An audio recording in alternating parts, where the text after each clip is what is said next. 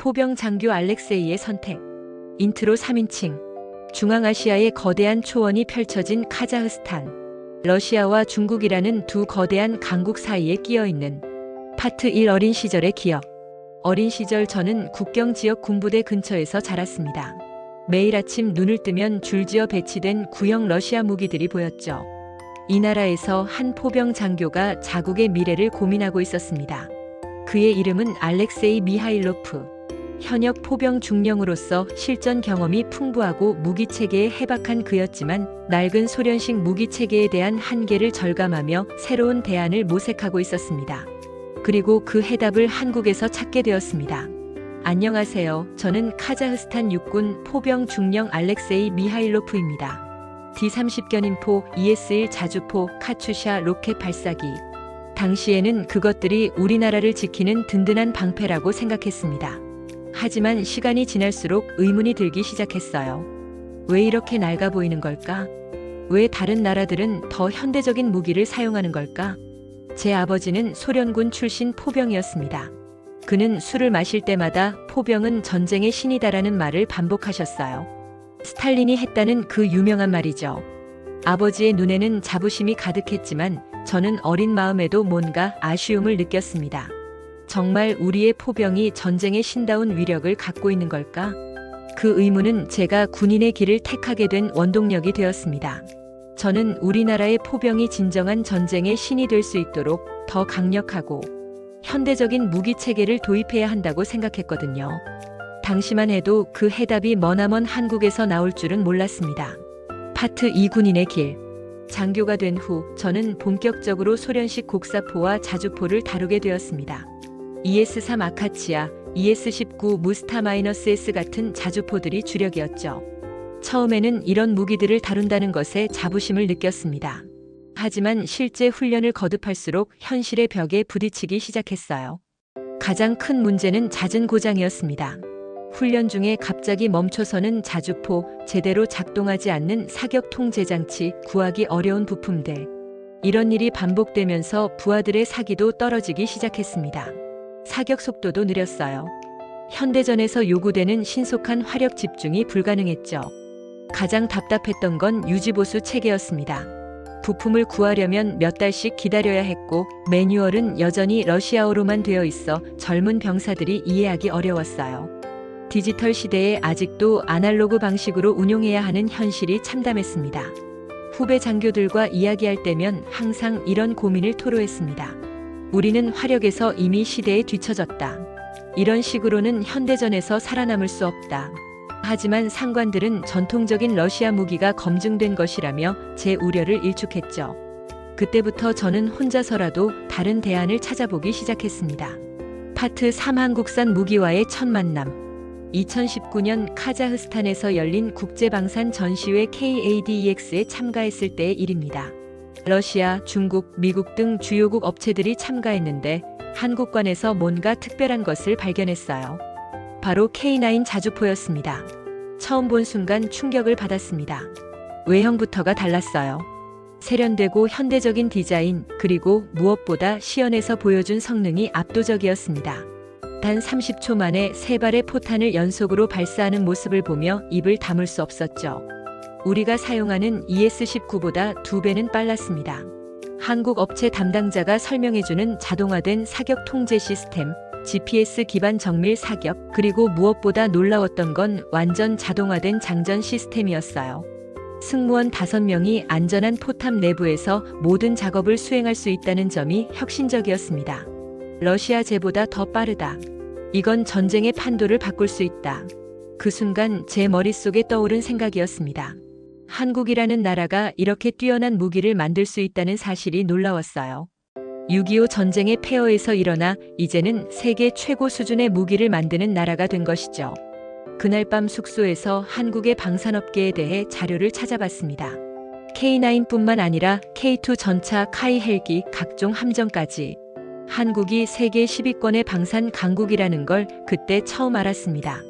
파트 4 베트남의 선택을 바라보다. 2025년 베트남이 K9 자주포를 대규모로 도입한다는 뉴스를 접했습니다. 총 12문을 도입하는 계약이었는데 이게 단순한 무기 구매가 아니라는 걸 직감했어요. 베트남도 우리처럼 오랫동안 러시아 무기에 의존해왔던 나라였거든요. 군 내부 회의에서 이 소식을 언급했습니다. 베트남이 K9을 선택한 이유가 분명합니다. 첫째, 기존 러시아제 탄약과 호환이 되면서도 성능이 월등히 뛰어나다는 점. 둘째, 한국의 기술 지원과 정비 체계가 러시아보다 훨씬 안정적이라는 점입니다. 베트남군 관계자들의 인터뷰를 찾아보니 제 생각이 맞았습니다. 그들은 K9은 우리가 찾던 모든 조건을 충족한다. 화력, 기동성, 생존성, 그리고 무엇보다 신뢰성이라고 평가했더군요. 베트남 포병들이 K9 교육 훈련을 받는 영상을 보며 부러웠습니다. 언제 우리도 저런 최신 장비로 훈련할 수 있을까? 하지만 회의실의 반응은 차가웠습니다. 베트남과 우리는 다르다. 우리에게는 러시아가 전통적인 파트너다. 중국과 러시아를 자극할 필요가 있나? 이런 보수적인 반응들만 돌아왔어요. 저는 답답했습니다. 군사적 필요성보다 정치적 고려를 앞세우는 현실 말이에요. 그날 밤 베트남의 선택에 대해 더 깊이 생각해봤습니다. 그들도 큰 결단을 내린 것이겠죠. 하지만 그 결단이 베트남 포병의 미래를 바꿀 거라고 확신했습니다. 파트 5 내부의 갈등. 베트남 사례 이후 저는 더욱 적극적으로 한국 무기 도입 필요성을 주장하기 시작했습니다. 상관들과의 토론에서 지금 우리는 시대에 뒤처지고 있습니다. 중국과 러시아의 그림자 속에서만 있을 순 없어요. 우리만의 독립적인 군사력을 갖춰야 합니다라고 강력히 어필했죠. 하지만 돌아오는 대답은 항상 똑같았습니다. 전통을 버릴 수 없다. 러시아와의 관계를 고려해야 한다. 검증되지 않은 무기에 의존하기는 위험하다. 이런 답변들을 들을 때마다 한숨이 나왔어요. 특히 국방부의 한 고위 장교는 이렇게 말했습니다. 알렉세이, 자네의 열정은 이해한다. 하지만 우리는 현실을 봐야 해. 한국 무기를 도입하면 러시아가 어떻게 생각할까? 우리의 안보는 여전히 러시아에 의존하고 있다는 걸 잊으면 안 돼. 저는 반박했습니다. 그렇다면 언제까지 의존할 겁니까? 독립국가로서 우리만의 군사적 판단을 할 수는 없는 겁니까? 한국도 미국과 동맹이지만 독자적인 무기 체계를 개발하지 않습니까? 결국 제가 할 수 있는 건 혼자서라도 연구를 계속하는 것뿐이었습니다. 한국의 방산업체 자료들을 모으고 K9의 재원을 분석하고 우리 군의 요구사항과 비교 검토하는 작업을 밤마다 했어요. 언젠가는 이런 자료들이 유용하게 쓰일 거라고 믿으며 말이죠. 가끔 후배 장교들과 사적인 자리에서 이야기하면 젊은 장교들은 제 생각에 동조하는 경우가 많았습니다. 중령님 말씀이 맞습니다. 우리도 변해야 해요. 하지만 공식적인 자리에서는 아무도 목소리를 내지 못했죠. 그게 현실이었습니다. 파트 6 한국 방문. 2025년 드디어 기회가 왔습니다. 국방부에서 선발된 고급 장교들을 대상으로 한 해외 연수 프로그램에 지원했는데 다행히 한국 과정에 선발된 것이죠. 3주간의 한국 방산업체 및 군부대 견학 프로그램이었습니다. 인천공항에 내렸을 때의 설렘을 아직도 기억합니다. 드디어 K9의 본고장에 온 것이죠. 첫 번째 방문지는 한화시스템의 K9 생산 라인이었어요. 공장에 들어서는 순간 감탄이 절로 나왔습니다. 완전 자동화된 생산 라인, 정밀한 품질 관리 시스템, 그리고 무엇보다 직원들의 프로페셔널한 모습이 인상적이었어요. 가장 놀라웠던 건 실제 K9 훈련장 견학이었습니다. 경기도 포천의 한 훈련장에서 실제 사격 시연을 볼 수 있었거든요. 한국군 교관이 보여주는 K9의 성능은 제가 상상했던 것보다 훨씬 뛰어났습니다. 사격 속도는 분당 6에서 8발, 최대 사거리 40km, 그리고 무엇보다 놀라웠던 건 동시탄 차개말 SI 능력이었어요. 서로 다른 각도로 발사한 포탄들이 동시에 목표물에 떨어지는 모습을 보며 소름이 돋았습니다. 이건 정말 게임 체인저였어요. 유지보수 효율성도 혁신적이었습니다. 고장 진단은 컴퓨터가 자동으로 해주고 부품 교체도 모듈 방식으로 간단했어요. 무엇보다 한국 내에서 모든 부품을 생산하기 때문에 공급 안정성이 뛰어났죠. 하지만 가장 큰 감동을 준 건 한국군 장병들이었습니다. 그들의 규율, 열정, 그리고 자부심을 보며 생각했어요. 한국은 전쟁의 상처를 딛고 스스로 일어나 세계 최고 무기를 만들었다. 우리도 저 길을 가야 한다. 파트 7 선택의 순간. 한국에서 돌아온 후 저는 곧바로 상세한 보고서 작성에 착수했습니다.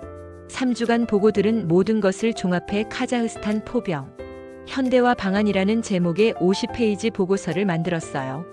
국방부 고위 간부들이 참석한 보고회에서 저는 이렇게 말했습니다. 만약 우리나라가 진정한 독립적인 군 현대화를 원한다면 한국의 K9 자주포가 최적의 선택입니다. 이는 단순한 무기 구매가 아니라 우리 포병의 패러다임 전환을 의미합니다. 보고서의 핵심 내용은 이랬습니다.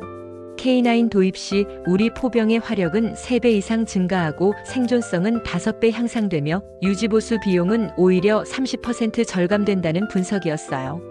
또한 한국과의 기술 협력을 통해 우리만의 개량형 개발도 가능하다는 장기 비전도 제시했습니다. 예상했던 대로 반대 의견들이 쏟아져 나왔습니다. 너무 비싸다, 러시아가 반대할 것이다, 검증이 부족하다 등등. 하지만 이번에는 지지하는 목소리도 있었어요. 젊은 장교 몇 명이 용기를 내어 목소리를 냈습니다. 베트남도 했는데 우리라고 못할 이유가 없습니다. 현대전에서 포병의 중요성을 생각하면 지금이 결정해야 할 때입니다. 이런 지지 발언들을 들으며 희망을 느꼈어요. 회의 후 국방장관이 저를 따로 불렀습니다.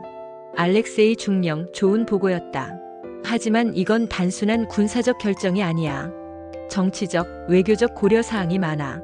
시간을 두고 신중히 검토해보겠다. 적어도 즉석에서 거부당하지는 않았으니 다행이었죠. 파트 8미래에 대한 다짐. 그 회의로부터 몇 달이 지났습니다. 아직 공식적인 결정은 나지 않았지만 분위기는 조금씩 바뀌고 있어요. 우크라이나 전쟁을 지켜보면서 현대 포병의 중요성이 더욱 부각되었거든요. 정밀 타격, 신속한 화력 지원, 생존성. K9이 갖춘 모든 장점들이 실전에서 입증되고 있습니다. 무엇보다 한국의 K9이 전 세계적으로 인정받고 있다는 사실이 저에게 힘을 줍니다. 폴란드 천문 도입, 호주 채택, 노르웨이 선택. 이제 K9은 글로벌 스탠다드가 되어가고 있어요. 여전히 반대 세력이 많다는 걸 잘 알고 있습니다. 하지만 저는 확신합니다. 언젠가 우리도 현대적인 포병 체계를 갖추게 될 것이고 그 첫걸음이 바로 K9이 될 것이라고요. 더 나아가서는 한국처럼 우리도 언젠가 세계에 우리만의 무기를 수출할 날이 올 거라고 믿습니다. K9은 단순한 무기가 아닙니다. 이건 우리가 독립된 군사력을 갖추는 첫걸음이에요. 러시아나 중국의 눈치를 보지 않고 우리만의 판단으로 최고의 무기를 선택하는 것, 그것이 진정한 주권국가의 모습이 아닐까요? 창밖을 바라보며 다짐합니다. 한국은 불가능을 가능으로 만들었습니다. 전쟁의 폐허에서 일어나 이제는 세계 최고의 무기를 만드는 나라가 되었어요. 우리 카자흐스탄도 해낼 수 있습니다. 언젠가 우리 포병들이 K9으로 훈련하는 모습을 꼭 보고 싶습니다. 그날이 올 때까지 저는 계속 노력할 것입니다. 한국이 보여준 것처럼 의지와 기술이 있으면 기적도 가능합니다. K9이 우리에게도 그런 기적의 시작이 되기를 바랍니다.